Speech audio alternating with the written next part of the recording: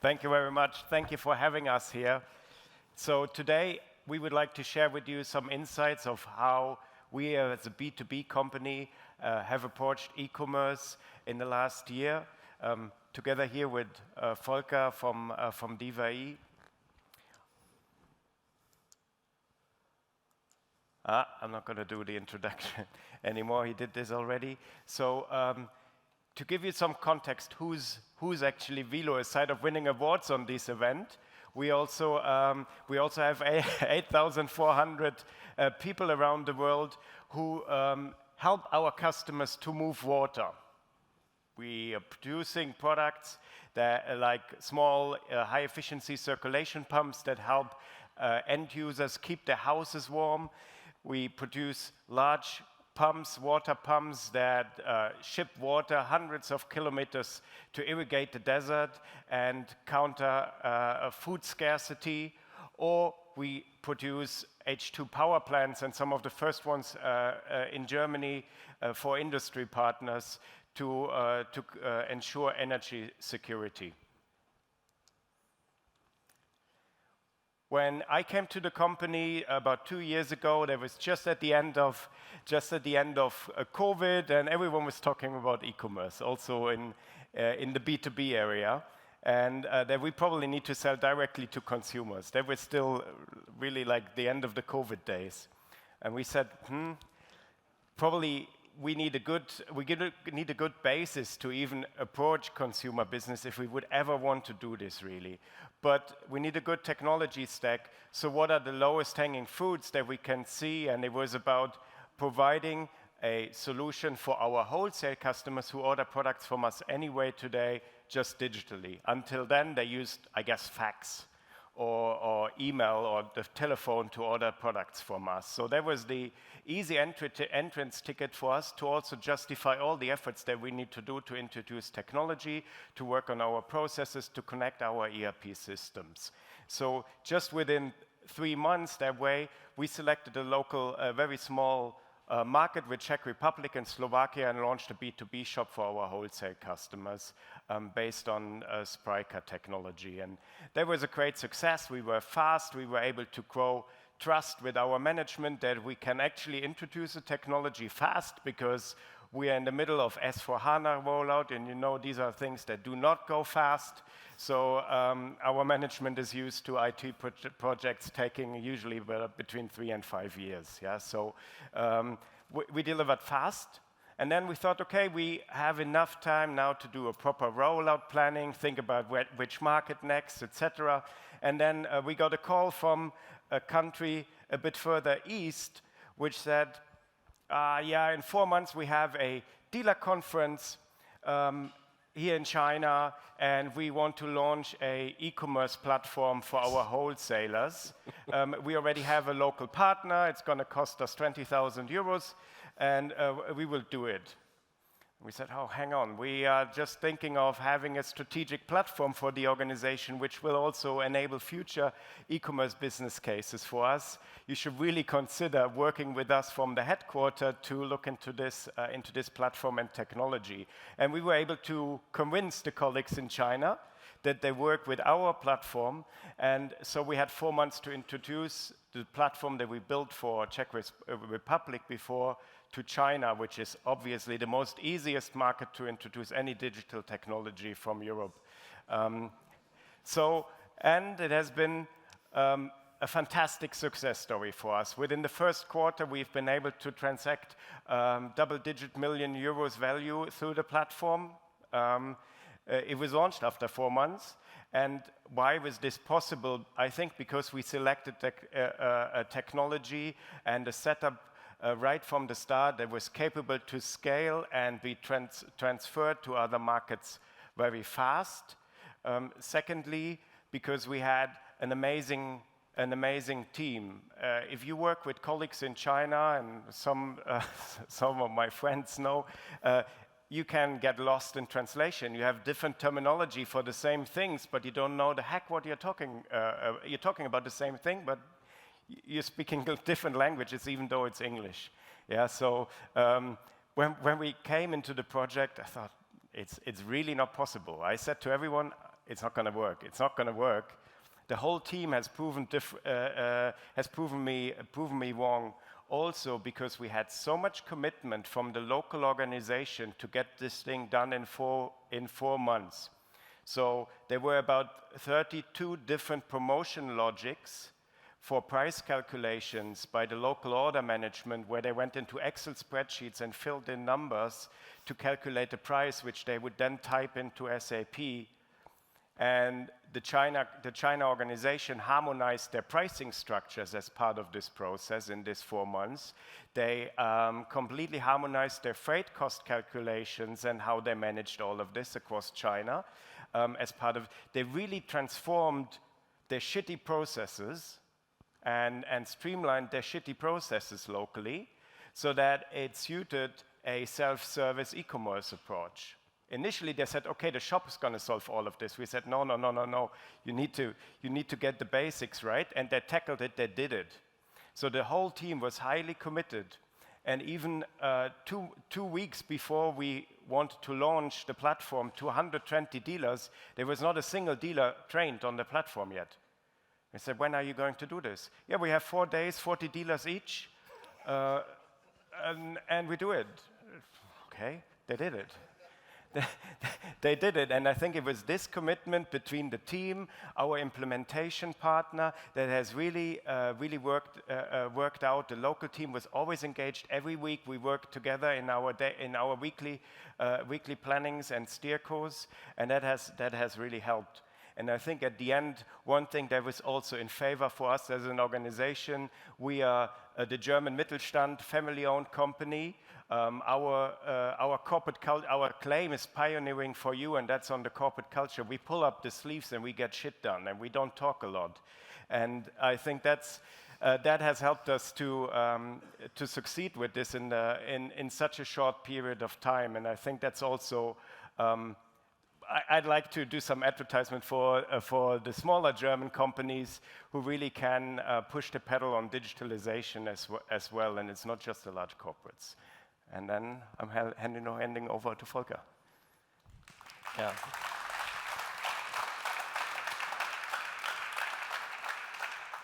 Thanks a lot, Alexander. So the question is, how was this possible? I think that's the question I think that is raised in many heads right now. And the easy answer could be, yeah, it was just diva-e or Spryker. But if you look a little bit more into the details, I think you find also some other components, and that's something I want to highlight during the talk. But first of all, have a look on what we really have done under the hood. I know there's probably also some technicians here in the room that want to know the details on what was actually done.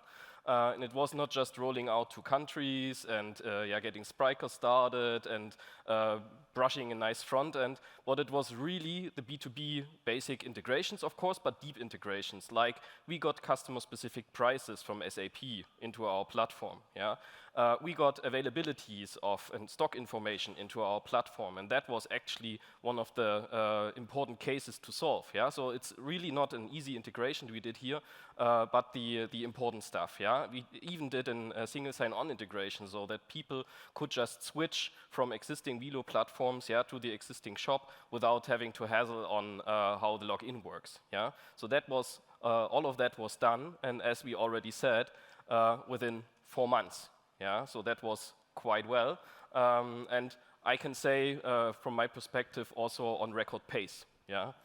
And we've also seen China. It was also not just a simple case, not rolling out the same thing again, but it was getting the Spryker platform for China ready, doing adaptations on the feature side so that everything that was not maybe similar to the existing countries was adapted, and again doing all these deep integrations into the ERP systems. And as it was already mentioned, there were some differences to overcome, and it was a different system on certain things. So this was no easy task. Yeah? And that was already done again. Sorry, I mixed it up. In the first case in 3 months, and then in 4 months. Yeah?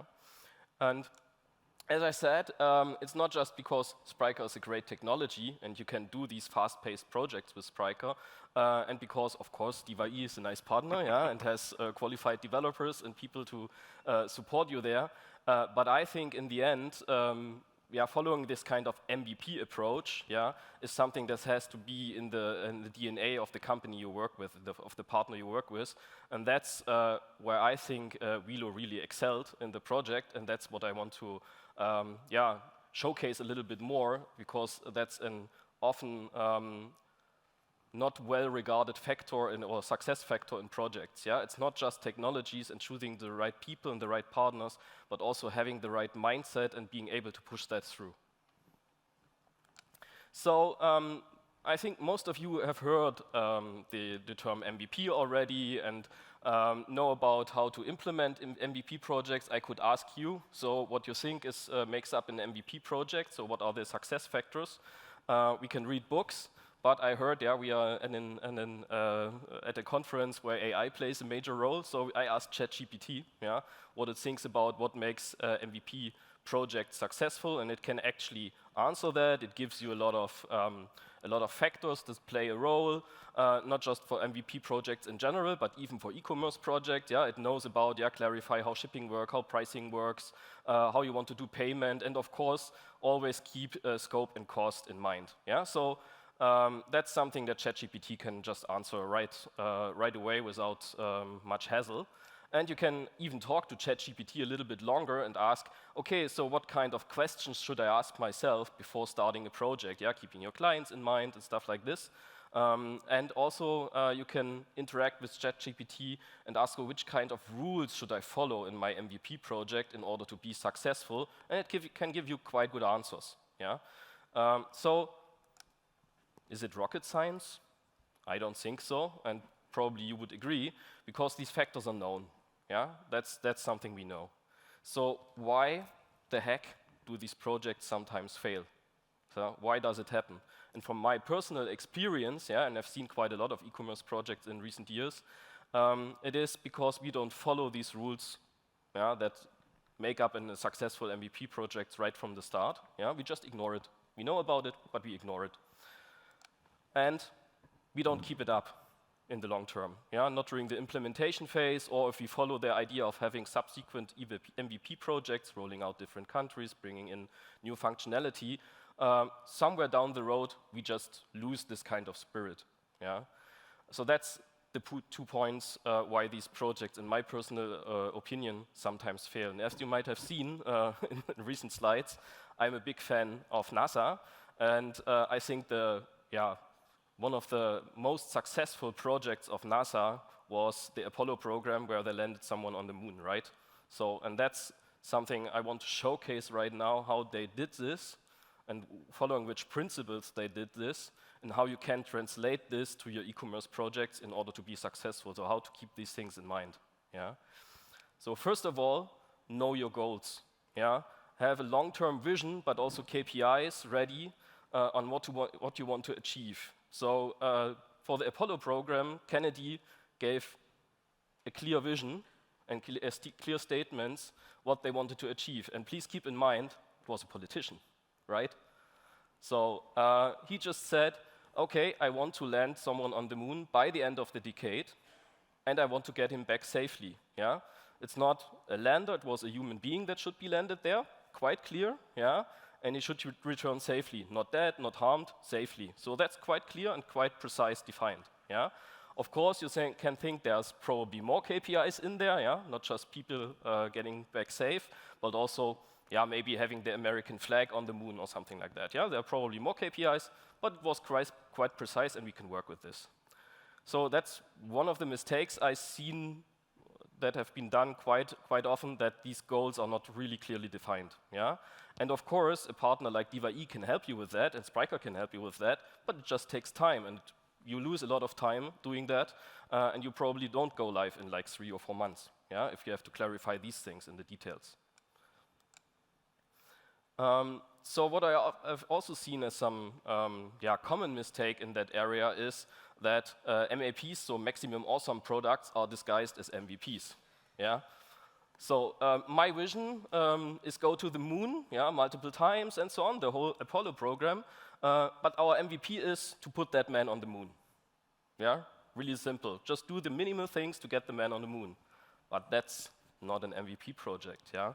If you look on the NASA program, the Apollo program, for example, what they did is in different project phases, different MVPs, yeah, to reach different steps on their timeline, like getting the rocket off the ground, getting the rocket and the people around Earth, doing docking maneuvers, flying to the moon and rounding it and getting back, landing, and then they were ready, yeah, to do the moon landing, in fact. Yeah? And that's something you can translate also into your projects. So define those small steps that allow you to reach your vision, but really break them down to the things you need to do in order to reach that goal, and do these small steps in a step-by-step manner, and do it really for MVPs and not MAPs. Yeah? So that's an important lesson to learn. Yeah, insufficient research. We already touched it a little bit, I think.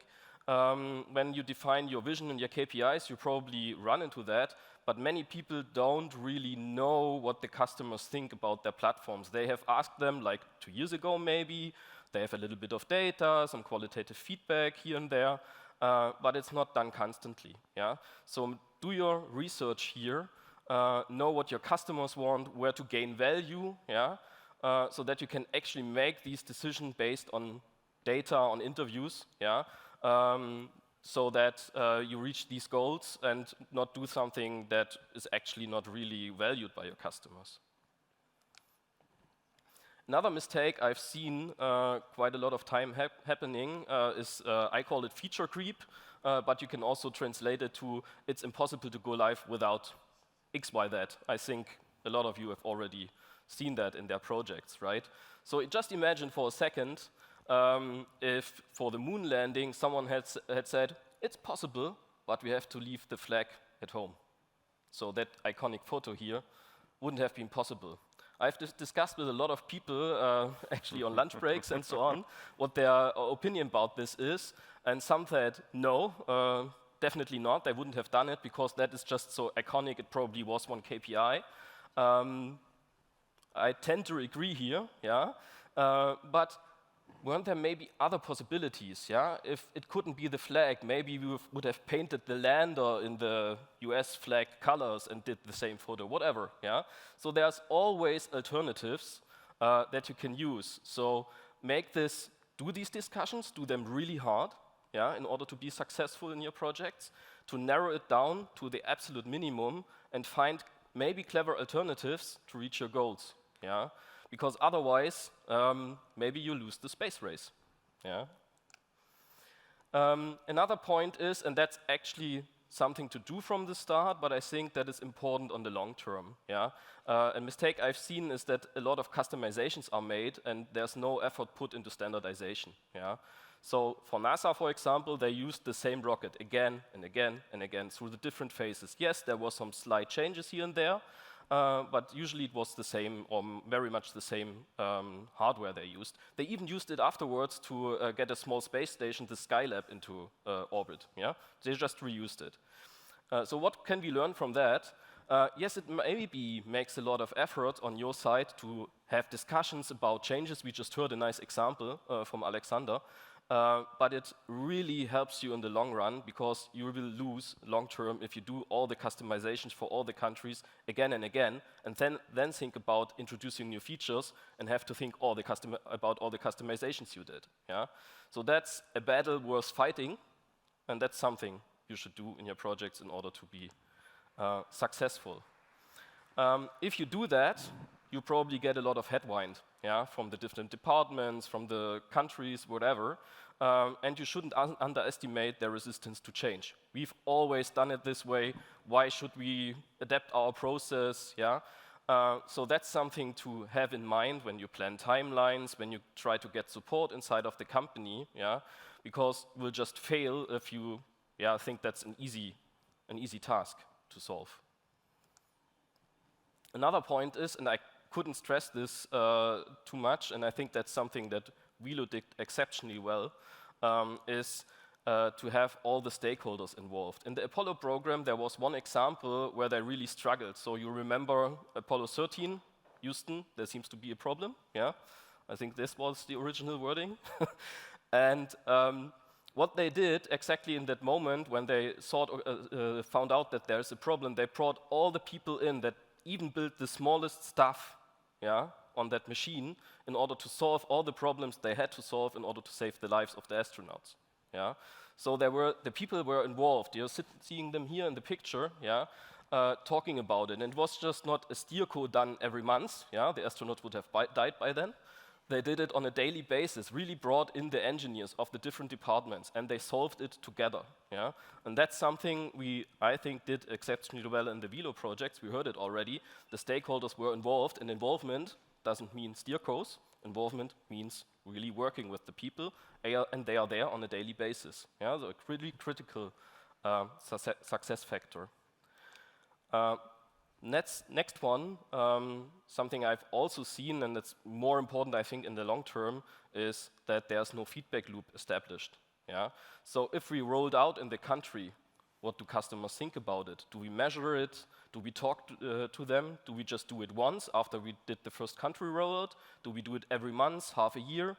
Do we compare it between different countries? Yeah? So that's something you need to establish on an organizational level and live in order to be successful in the long run and to really create value, because otherwise you don't know if you created value. Yes, you can measure maybe how much orders you got or whatever, but is that the only value you want to gain? I'm not sure. Yeah. So just summing things up, why did it work out for Wilo from my perspective? Yeah, keeping these things in mind is if you force me to put it into one sentence, is because you know these guys create pumps, right? So they know one or two things about pressure, you can guess.